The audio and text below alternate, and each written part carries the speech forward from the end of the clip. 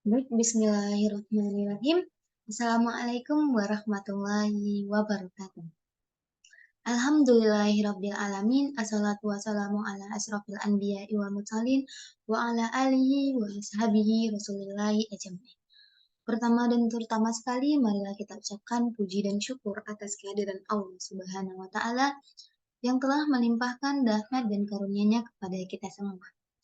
Baiklah, pada kesempatan kali ini saya akan mempresentasikan hasil proyek akhir saya, yaitu mengenai pendekatan teori permainan atau dapat kita singkat dengan TEOPAR untuk menganalisis pasar real estate di Cina. Sebelumnya, perkenalkan nama saya Aisyah dengan NIM 20030002. Nah, topik pembahasan yang saya bahas itu terdiri dari 5 subbagian.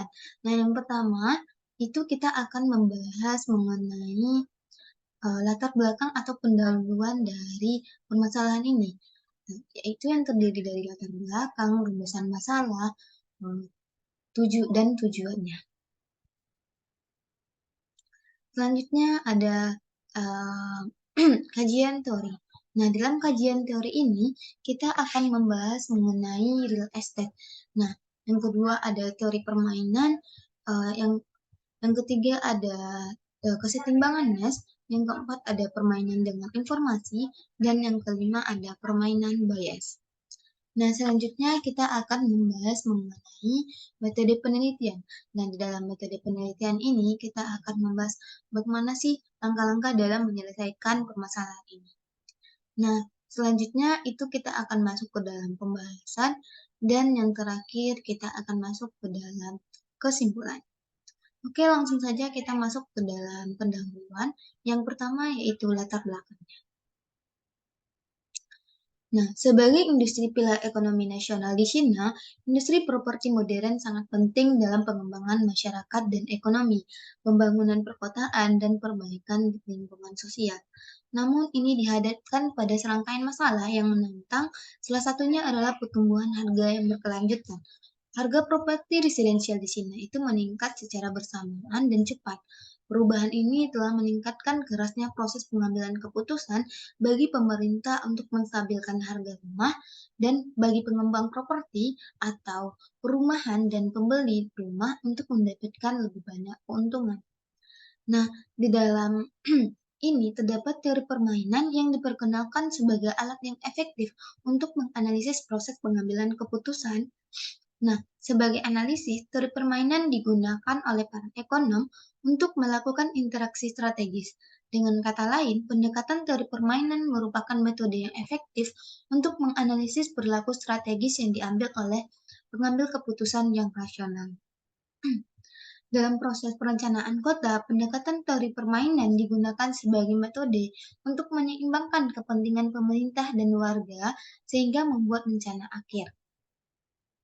Nah, demikian pula dalam industri properti, hasil permainan antara pemerintah, pengembang perumahan, dan pembeli rumah dapat dianalisis menggunakan metode teori permainan. Nah, di mana dalam penelitian ini itu diterbitkan dalam permainan real estate yang disediakannya. Nah, selain itu disediakan berbagai model yang diusulkan dalam publikasi terbaru yang akan ditampilkan untuk membantu menganalisis perilaku pemain di pasar real estate.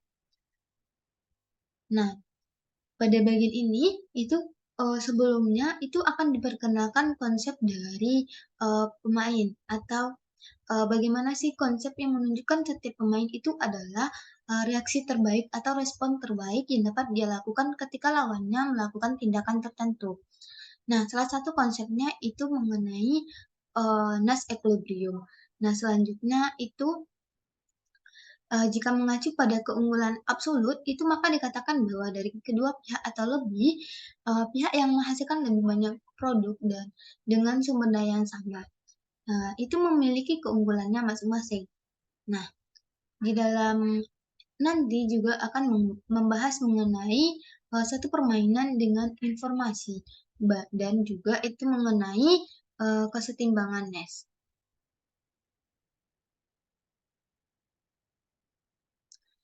Nah, selanjutnya kita masuk ke dalam rumusan masalah. Nah, dalam permainan ini atau dalam makalah ini kita akan terdapat dua rumusan masalah. Yang pertama itu bagaimana sih penerapan teori permainan dalam pengambilan keputusan, itu antara pengembang, pembeli, dan pemerintah. Nah, yang kedua itu bagaimana sih interaksi antara pengembang properti dan pemerintah. Nah, selanjutnya tujuan dari penelitian ini. Nah, terdapat dua tujuan. Yang pertama yaitu untuk menemukan strategi yang optimal bagi setiap pemain di pasar properti, termasuk pengembang, pembeli, dan pemerintah. Yang kedua, untuk mengidentifikasi faktor-faktor kunci yang mempengaruhi interaksi antara pengembang, properti, dan pemerintah. Nah, selanjutnya kita masuk ke dalam bab 2, itu kajian teori. Nah, kajian teorinya, yang pertama itu membahas mengenai real estate. Nah, real estate berasal dari kata real dan estate. Estate adalah tanah dan bangunan yang seseorang miliki. Real estate itu berbeda dengan real property. Nah, real property itu merupakan atau dalam bahasa Inggrisnya itu the interest, benefit, and right inherent ownership of real estate, yang berarti kepentingan keuntungan dan hak yang menyatu dengan kepemilikan atas dasar tanah dan bangunan. Nah, dari definisi-definisi tersebut dapat disimpulkan bahwa real estate adalah usaha untuk berinvestasi yang mengandung aspek permasalahan yang kompleks dan terkait dengan satu sama lainnya.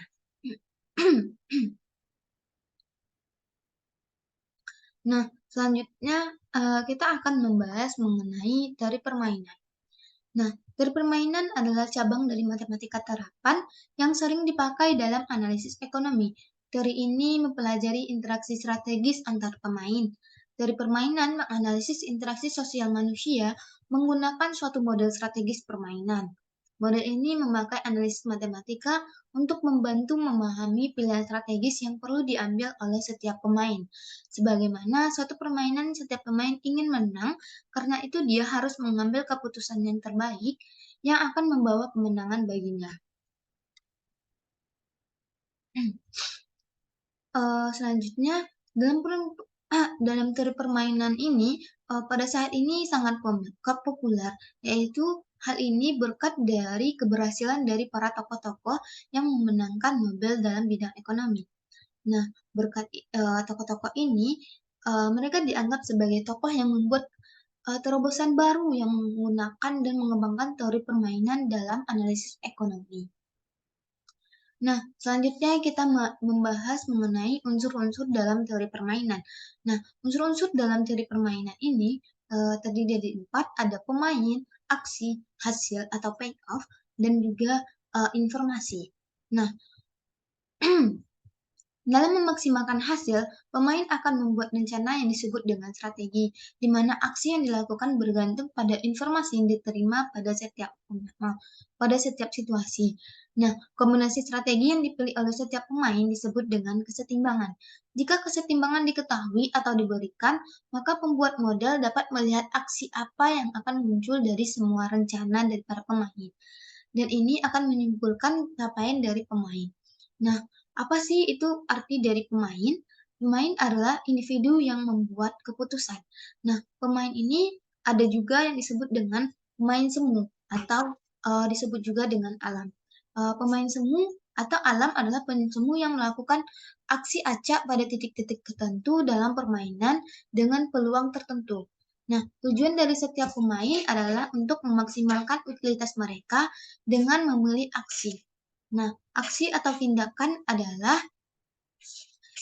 merupakan pilihan yang dibuat oleh pemain atau suatu tindakan yang dilakukan oleh pemain ke I yang dinyatakan dengan AI adalah pilihan yang dibuat oleh si pemain.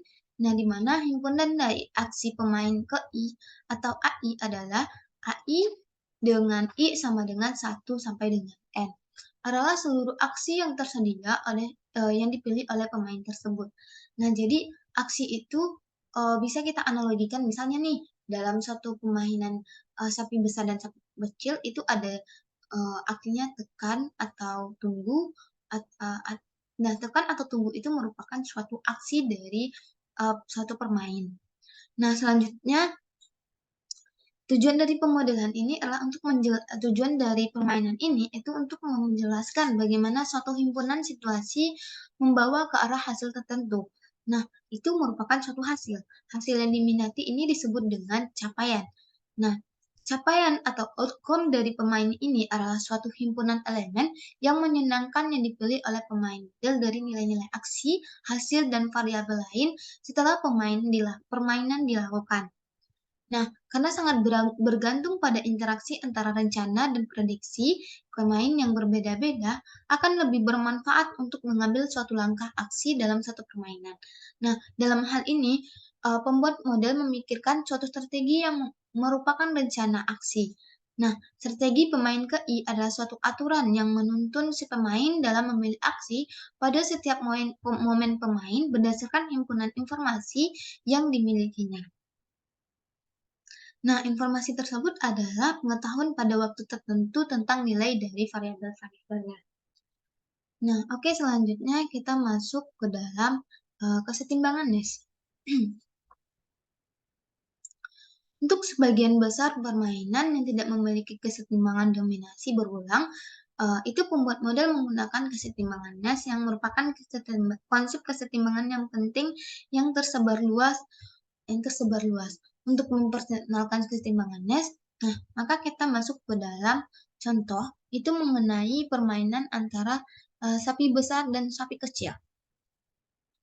Nah, sebelum itu kita harus tahu dulu. Nah, dari unsur-unsur permainan tadi. Nah, unsur permainan tadi ada apa saja? Yang pertama itu ada pemain, aksi, payoff, dan informasi. Nah, di dalam kesetimbangan match ini merupakan suatu permainan yang tanpa informasi. Nah, di mana Nash Equilibrium adalah konsep dalam teori permainan di mana setiap pemain membuat keputusan terbaik untuk dirinya sendiri berdasarkan pemain lain. Nah, pemain di sini itu ada sapi besar dan sapi kecil. Nah, kita dapat lihat dalam tabel ini ada sapi besar dan sapi kecil kan. Nah, di mana sapi besar itu mempunyai aksi atau strategi. Sapi besar dan sapi kecil itu memiliki aksi yaitu tekan dan tunggu. Nah, dalam kesetimbangan ini, cara yang kita lakukan yaitu pertama, misalnya kita memisahkan bahwa jika sapi besar memilih tekan, nah, nilai dari payoff dari sapi besar atau tekan itu adalah 5. Nah, ketika sapi besar memilih tekan, maka sapi kecil itu akan memilih tek maka sapi kecil akan memilih tunggu. Nah, di sini dapat kita lihat bahwa nilai payoff dari sapi kecil itu pada saat ia memilih tekan, itu nilai payoff-nya adalah 1. Sedangkan ketika ia memilih tunggu, itu nilai payoff-nya adalah 4. Nah, sehingga sapi kecil akan memilih tunggu. Jadi ketika sapi besar memilih tekan, maka sapi kecil akan memilih tunggu. Nah, ketika sapi kecil memilih tunggu, maka sapi besar akan memilih tekan. Nah, begitupun ketika sapi besar memilih tunggu, maka sapi kecil akan memilih tekan. Karena nilai payoff dari ketika sapi besar memilih tunggu, maka sapi besar akan memilih tekan.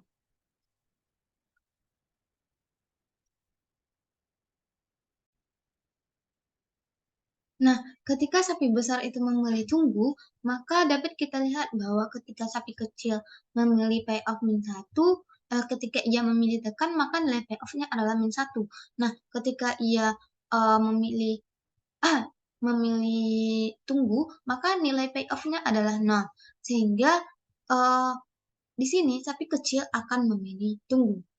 Nah, ketika sapi kecil memilih tekan, maka sapi besar akan memilih ketika sapi kecil memilih tekan, maka sapi besar akan memilih tunggu. Nah, maka di sini dapat kita tandakan bahwa tekan tunggu adalah kesetimbangan Nash dari permainan ini.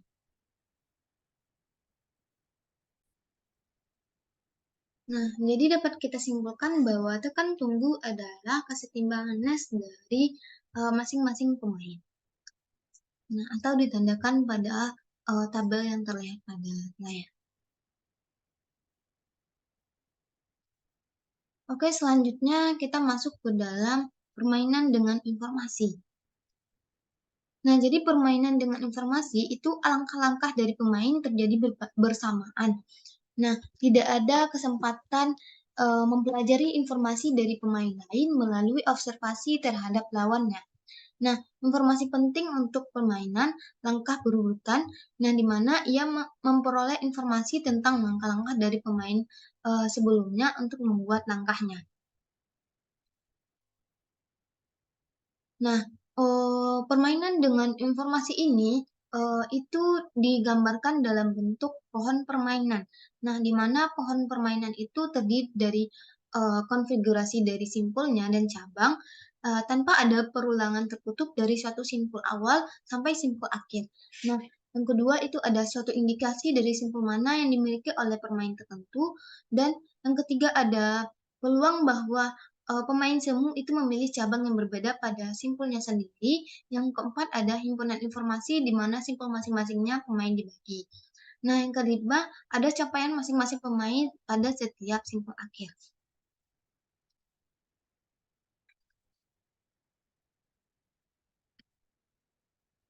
Nah, di sini terdapat contoh suatu permainan pilkada itu antara penantang dan petahana. Nah, di sini dapat kita lihat bahwa penantang itu jadi pemain di sini adalah penantang dan petahana. Dan aksinya adalah untuk menantang itu ada memilih ikut pilkada atau tidak, dan untuk petahana ia itu memilih mundur atau berikut itu dengan mundur atau bertarung. Nah, di sini kan kalau jika kita menggunakan tabel itu kan akan sangat sulit untuk membuat bagaimana sih hasil atau menggambarkan bagaimana situasi dari permainan ini. Nah, itu seorang kepala daerah petahana itu menghadapi kemungkinan munculnya seorang penantang pada pilkada, di mana penantang memiliki pilihan ikut atau tidak. Jika ia ikut, maka petahana bisa memilih bertarung atau tidak. Nah, seperti yang saya jelaskan sebelumnya. Nah, di sini hasil dari penantang itu jika U1 atau jika atau kita misalkan dengan U1 nih. Nah, jika penantang itu ikut, nah dan ia memilih mundur. Nah, ini di dalam di dalam pohon permainan ini dapat kita lihat bahwa jika penantang memilih ikut dan uh, ia pertahanan memilih mundur, maka nilai payoff-nya adalah 2. Nah, ketika penantang memilih tidak ikut dan pertahanan memilih ikut, maka nilai payoff-nya adalah 1. Nah, selanjutnya ada jika penantang memilih ikut dan ia bertarung, maka nilai payoff-nya adalah 0. Nah, begitupun dengan pertahanan. Nah, jika pertahanan itu memilih mundur, maka nilai payoff-nya adalah 2. Dan selanjutnya jika ia memilih ikut dan ia mundur, itu nilai payoff-nya adalah 1. Selanjutnya, uh, jadi di sini maksudnya nilai payoff dari U2 itu kan mundur aja nih. Nah, dalam permainan kan berarti si pertahanan ini ia memilih mundur. Makanya nilai payoff-nya yang di tidak. Itu yang di belakangnya itu 2. Nah, selanjutnya itu ada petahana memilih ikut yaitu dengan memilih langkah mundur. Nah, sehingga nilai payoff-nya adalah 1, yaitu di belakang penantang ikut, yang ini ikut, pertahanan mundur. Makanya kan ada itu tuh payoff-nya 21. Nah, nilai payoff dari pertahanan itu adalah 1 karena ia memilih mundur. Nah, selanjutnya ketika pertahanan itu ia memilih ikut, namun dengan kalau dia memilih ikut kan ada dihadapkan 2 pilihan nih. Pertama itu adalah bertarung, yang kedua adalah mundur. Nah, ketika ia memilih mundur, maka nilai payoff-nya adalah 1, dan ketika ia memilih bertarung, maka nilai payoff-nya adalah 0. Begitu cara membaca dari pohon permainan ini.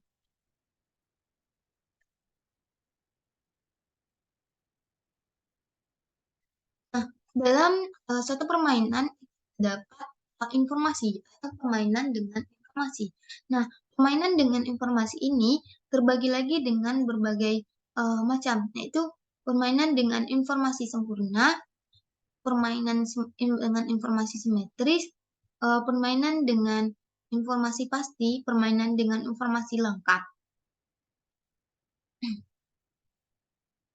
Nah, suatu permainan dengan informasi sempurna, di mana himpunan informasinya itu adalah tunggal. Nah, selanjutnya itu adalah suatu permainan dengan informasi simetris, itu di mana tidak ada informasi berbeda dari pemain lain ketika ia melangkah. Nah, selanjutnya itu, informasinya adalah pasti, maka pemain semu atau alam tadi yang telah saya jelaskan sebelumnya, itu tidak akan melangkah setelah setiap pemainnya melangkah. Nah, selanjutnya itu adalah ada pemain dengan informasi lengkap atau pemain, semu atau alam tadi tidak melakukan langkah pertama atau langkah pertamanya diobservasi oleh pemain lainnya. Jadi, informasi pasti dan lengkap, dapat dilihat ya perbedaannya. Nah, selanjutnya itu ada, permainan bias atau perang gender. Nah, suatu permainan bias ini merupakan suatu permainan dengan informasi. Nah, permainan bias ini itu merupakan suatu permainan dengan informasi tak lengkap, di mana suatu permainan dengan suatu permainan dengan informasi tak lengkap ini itu di mana setiap pemain itu melangkah berurutan tetapi bisa jadi tanpa mengetahui langkah sebelum dari pemain lain. Nah, setiap pemain itu mempunyai informasi pribadi awal atau tipe dari pemain lain ini. Jadi dia itu tahu sebagian dari informasi dari pemain lain. Nah, solusi dari permainan bias ini itu disebut dengan kesetimbangan bias. Nah, jadi dalam permainan bias ini beda lagi. Nah, tadi kan udah dijelaskan dalam kesetimbangannya kita itu pakai tabel tabel atau matriks seperti tabel itu ya atau disebut juga dengan matriks permainan itu untuk kesetimbangannya. Nah, di sana eee, kita cari bagaimana sih strategi optimalnya. Nah, dalam yang kedua tadi ada permainan, dengan informasi. Nah, permainan dengan informasi itu, biasanya digambarkan dengan pohon permainan seperti yang telah dijelaskan dalam permainan antara, permainan pilkada itu antara penantang dan petahana. Nah, selanjutnya ini ada permainan bias atau perang gender contohnya. Nah, itu di mana dalam permainan ini himpunan pemainnya itu, terdiri dari, 1 dan 2 pemain satu dan pemainan 2 atau secara umumnya itu bisa kita, gambarkan himpunan pemainnya itu N sama dengan 1 dan seterusnya sampai N. Nah, himpunan aksinya itu aksi atau tindakan. Nah, sama aja kan, ada aksinya juga. Nah, aksinya di sini dalam permainan secara umumnya itu, digambarkan dengan AI. Nah, dalam permainan perang gender ini, aksi dari, permainan ini adalah tinju atau balet. Nah, selanjutnya, itu ada himpunan tipe. Himpunan tipe itu secara umumnya kita gambarkan dengan TI. Nah, di dalam permainan perang gender ini, himpunan tipenya ada T1-nya itu adalah, G, dan T2-nya itu adalah S dan B. Nah, di mana G itu pria senang pergi dengan, wanita, dan yang S itu adalah wanita senang pergi dengan pria, dan B itu adalah wanita benci pergi dengan pria. Nah, di sini kan dapat kita lihat bahwa, pria itu selalu senang pergi dengan wanita, dia tidak pernah benci pergi dengan wanita. Nah, di mana peluangnya itu adalah, P2, dengan, pilihan dari S, dan pemain satunya tetap G, itu P2 atau sama dengan, pemain 2 itu dengan pilihan B, di mana pemain satu memilih G, itu sama dengan nilai payoff-nya adalah setengah. Nah, begitupun dengan pilihan dari pemain satu, itu ia tetap memilih G. Ia tetap G, karena kan ia selalu senang pergi dengan wanita. Nah, di mana dengan pemain 2 itu memilih S, yaitu wanita senang pergi dengan pria, dan itu sama dengan P1, di mana dengan P1 itu tetap pria senang pergi dengan wanita dengan pilihan B. Nah, ini nilai payoff-nya adalah 1.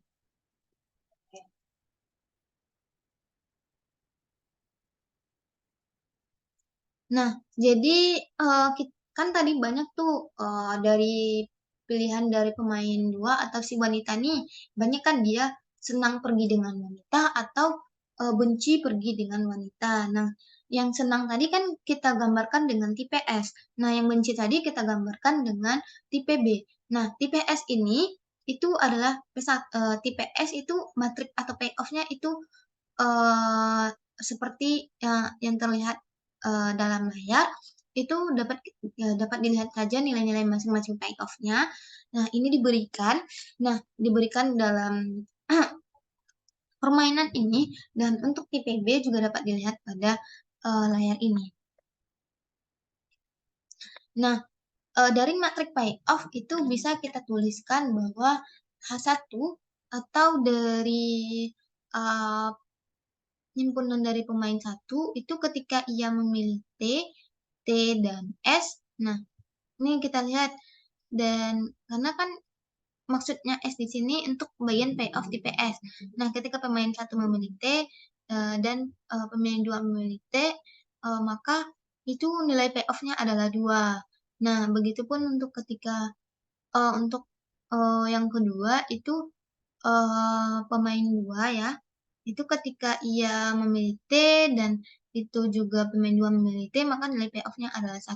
Nah, begitupun dengan seterusnya.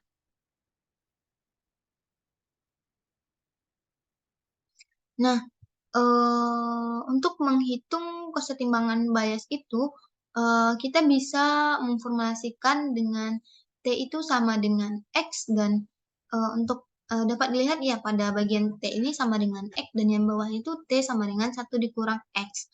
Nah, selanjutnya itu ada T sama dengan YS dan B itu sama dengan 1 dikurang YS. Nah, begitupun untuk pemain B. Nah, itu untuk rumusnya ya, sehingga, dalam kesetimbangan bias itu, untuk menghitung kesetimbangannya eh,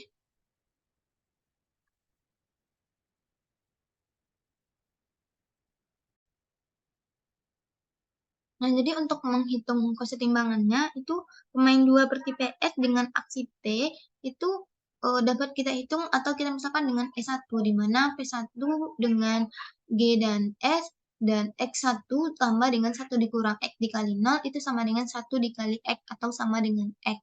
Nah, begitupun dengan E2 itu, kita kalikan, P1 kita kali dengan pilihan GS, di mana X dikali 0 karena kan nilai payoff-nya tadi 0, ditambah dari 1 dikurang X, di mana nilai payoff-nya adalah 2, sehingga dapat kita hasilkan bahwa nilai payoff dari P1 itu adalah 1 dikali 2 dikurang 2X. Nah, sehingga, didapatkan hasil bahwa 2 dikali 1 dikurang X. Nah, jadi respon terbaik dari T adalah jika X besar dari 2/3 dan B jika X kecil dari 2/3. Karena kan di sini 2 dikurang X, sehingga jadinya kan X sama dengan 2/3. Maka jika respon baiknya jika X besar dari 2/3, di mana B itu yang T itu respon baiknya jika X 2/3 dan B jika X kecil dari 2/3. Selanjutnya untuk pemain 2 bertipe B itu sama aja, dengan yang bertipe S, di mana di sini nilai payoff-nya aja yang berbeda. Oke, selanjutnya kita masuk ke dalam nilai dari payoff dari pemain satunya. Nah, di sini aksi T-nya itu, sama rumusnya seperti tadi lagi, itu P2 SG YS2 ditambah ini, kita ambil dari tabel tadi, itu kita kalikan Nah, sehingga kita dapatkan E1-nya itu YS ditambah YB, dan untuk aksi B itu E2 sama dengan 1 dikurang YS ditambah YB per 2. Sehingga respon terbaiknya adalah 2/3 untuk T dan B jika YS ditambah YB. Nah, sekian dari kajian teorinya. Mungkin ini hanya pemaparan sekilas dari masing-masing dari kajian teorinya. Mungkin dapat teman-teman lebih pahami uh, di sumber lainnya, karena untuk contoh-contoh lainnya. Nah, selanjutnya kita masuk ke dalam metode penelitian. Nah, metode penelitian dari materi ini itu yang pertama itu mengkaji dan mempelajari buku-buku dan sumber lainnya yang berkaitan dengan analisis pasar properti Cina atau real estate. Nah, selanjutnya itu menentukan masalah yang akan dibahas dari pasar properti Cina. Yang ketiga itu mengidentifikasi model dari permainan yang tepat untuk menganalisis pasar properti Cina. Yang keempat, menentukan strategi optimal masing-masing pemain. Yang kelima, mengidentifikasi faktor-faktor yang mempengaruhi interaksi antara pengembang properti dan pemerintah.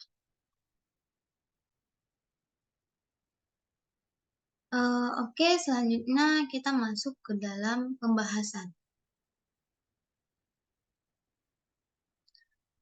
Nah, jadi di sini itu terdapat beberapa pemain. Nah, di sana kan tadi ada dijelaskan itu pemainnya antara pengembang, pemerintah, dan pengembali. Nah, dari ketiga ini kan dapat kita kombinasikan atau dari di sini kita dapat melihat bahwa ini yang pertama antara pemain antara pengembang properti dan pembeli. Nah, di mana aksi dan strateginya itu di mana untuk pengembang properti itu memiliki aksi pertahankan harga dan turunkan harga. Nah, untuk pembeli itu aksinya ada tunggu dan masuk, dan untuk payoff dan hasilnya itu dapat dilihat pada layar. Nah, di mana informasinya itu adalah faktor yang mempengaruhinya, yaitu di mana faktor yang mempengaruhinya jadi diketahui informasi mengenai faktor yang mempengaruhi dari permainan ini, yaitu harga psikologi, harga yang diharapkan dari pembeli rumah. Nah, selanjutnya ada permainan antara pengembang properti dan pemerintah. Nah, di sini antara pengembang properti dan pemerintah itu ada ini pemainnya ya, dan untuk aksinya atau strateginya itu untuk pengembang itu ada hasilnya penghasilan naik dan penghasilan turun, dan untuk pemerintah itu ada mempromosikan pasokan dan membatasi pasokan, di mana payoff-nya atau nilai payoff-nya dapat dilihat pada pohon permainan yang diberikan. Itu ada income, income plus, income decrease, income reset, gitulah ininya. Nah, selanjutnya itu ada informasinya, di mana informasinya itu pengembang dapat mendapatkan harga yang murah. Nah, selanjutnya itu pemerintah dapat mempertahankan perkembangan industri yang sehat, di mana faktor-faktor yang mempengaruhi dari permainan itu adalah pasokan tanah, kebijakan fiskal, keuangan, dan fokus pekerjaan pemerintah. Selanjutnya kita masuk yang ketiga, ada permainan antara pengembang properti dan pengembang properti, di mana pemainnya pengembang properti dengan aksi atau strateginya itu pertahankan harga dan turunkan harga. Nah, hasil payoff-nya dapat dilihat pada tabel atau matrik ini. Nah, selanjutnya informasinya adalah dia kan antara pengembang dan pengembang. Jadi kan sama-sama itu mencari pembeli kan. Nah, maka di sini itu kan apa namanya, secara umumnya sulit untuk bekerja sama kan satu sama lain. Nah, namun di sini informasi lainnya itu diketahui informasi mengenai biaya marginal, jumlah pengembang real estate, dan skala pasar real estate-nya. Nah, kita masuk ke dalam aturan dan analisis permainannya. Nah, di sini antara pengembang dan pembeli itu dapat dilihat pada tabel atau PDF-nya. Itu ketika pengembang memilih pertahankan harga, itu pembeli akan memilih masuk. Nah, karena kan nilai payoff-nya lebih besar yang masuk kan, yaitu min 2. Nah, sehingga begitupun dengan ketika pengembang memilih turunkan harga, maka ia akan memilih masuk juga. Nah, begitupun dengan pembeli ketika ia memilih tunggu, itu pengembang akan memilih menurunkan harga.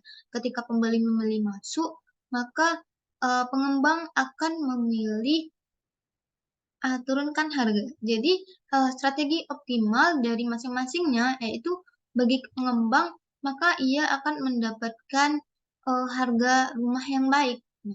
Nah, sedangkan pembeli itu akan mendapatkan rumah semurah mungkin atau secara umumnya itu pengembang menurunkan harga untuk mendapatkan lebih banyak keuntungan, sedangkan pembeli itu akan melakukan pembelian besar di pasar yang sedang booming atau ia akan masuk ke dalam pasar gitu.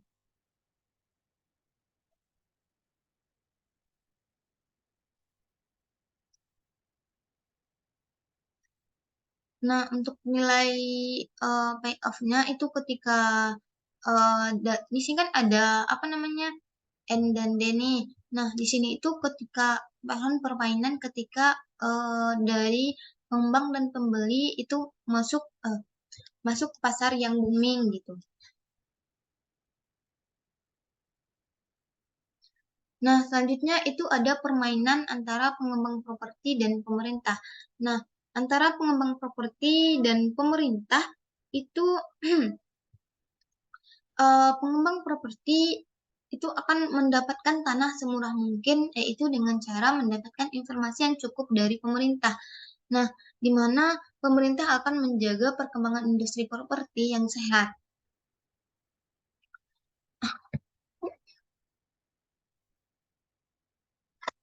Nah, di mana itu antara pengembang properti.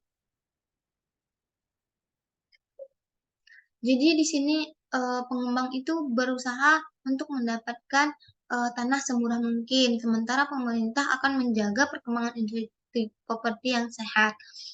Nah, di sini terdapat caranya itu dengan menjaga perkembangan industri properti dan kebijakan fiskal dari dan keuangan serta penyediaan lahan.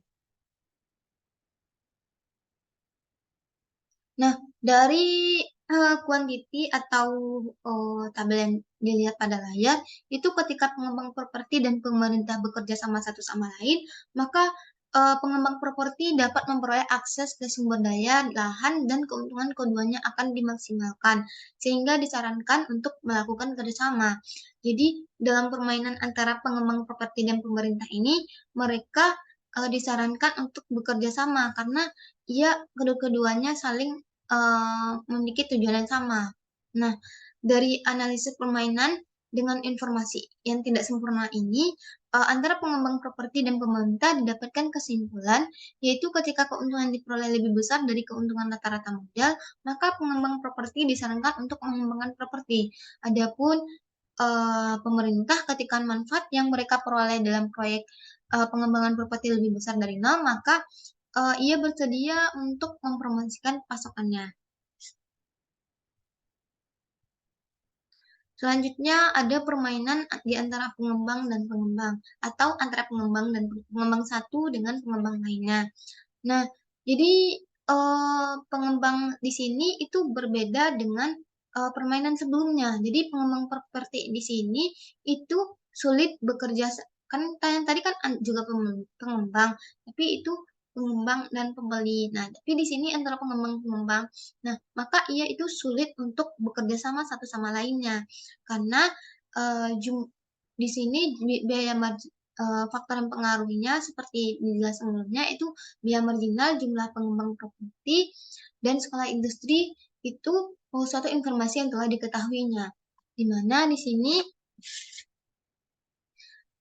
kita akan menganalisis perilaku antara dua pengembang ini. Itu PF-nya dapat dilihat pada layar, di mana ini disediakan untuk menganalisis perilaku antara dua pengembang seperti di mana ia akan bekerja sama dan mempertahankan harga strategi di mana strategi optimalnya adalah mempertahankan harga bagi dua pengembang untuk mendapatkan keuntungan yang lebih banyak.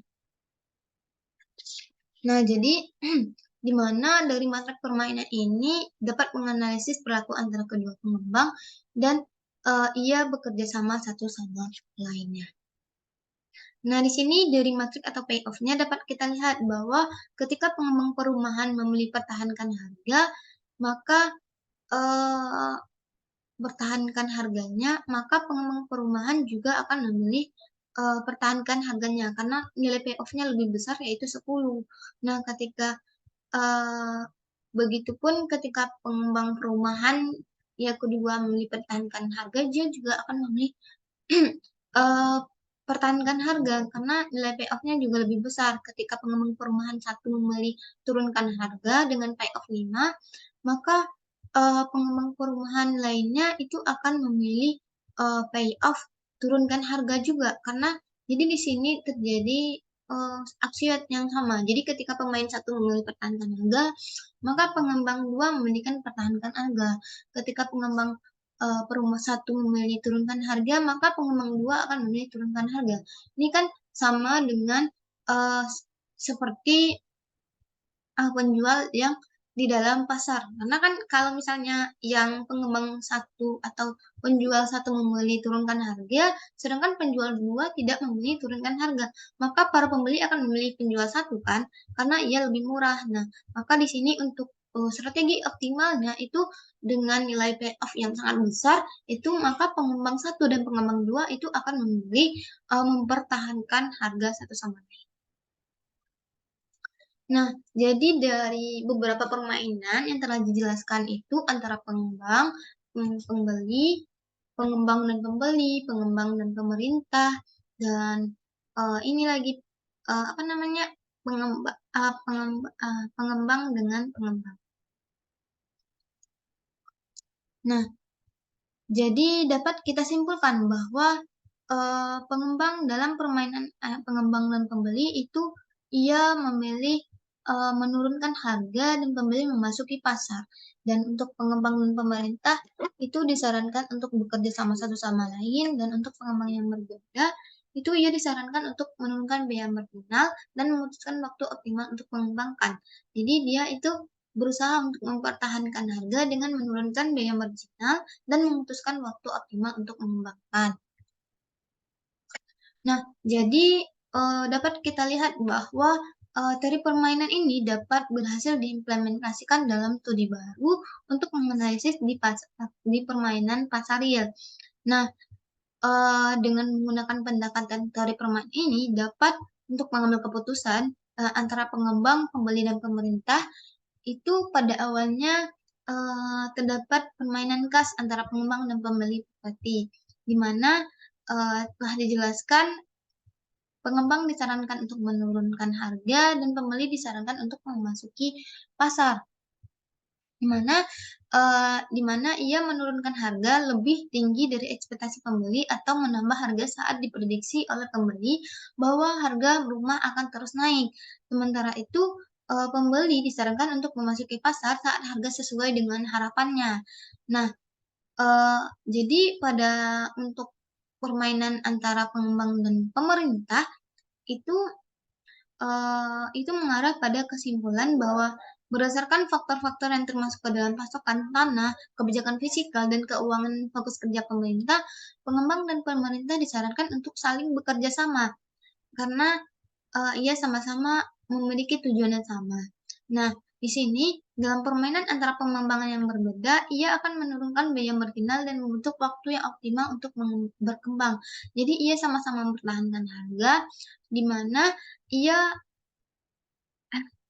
untuk berkembang ia akan meningkatkan daya saingnya, di mana dalam pasar real estate meningkatkan daya saing satu sama lainnya.